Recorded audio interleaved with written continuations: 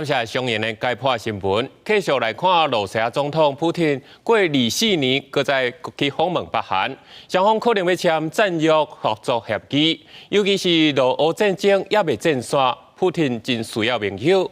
影吉对金正恩来讲，嘛是伊伫咧新冠疫情了后，第一届伫咧北韩的本土接待北国领袖。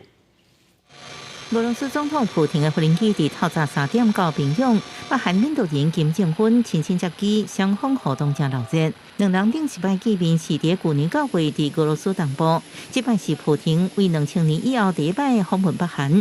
根据北韩中央通讯社报道，两人到定坐车去普京住的饭店，锦绣三国宾馆，搁针对进一步强化两国关系发展展开交流对话。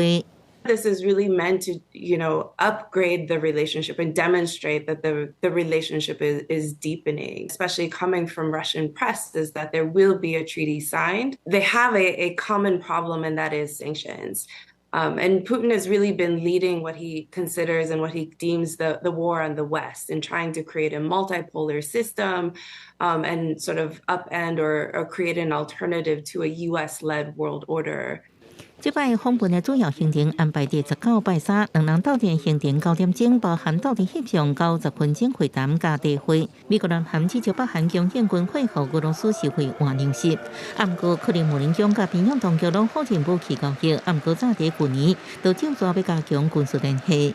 The deepening cooperation between Russia and the DPRK is something that should be of concern.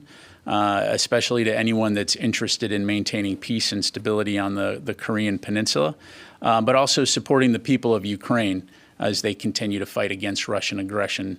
俄罗斯甲北韩有希望进一步加强友好关系，安尼关系基础是能够对西方的共同敌基。也个莫斯科对乌克兰战争军火需求，普京在结束北韩的访问了后，会去越南河内，展现出共产党统治的越南对俄罗斯的坚定支持。不过，这恐惊会加深美国的不满。公司新闻，恩文宁报道。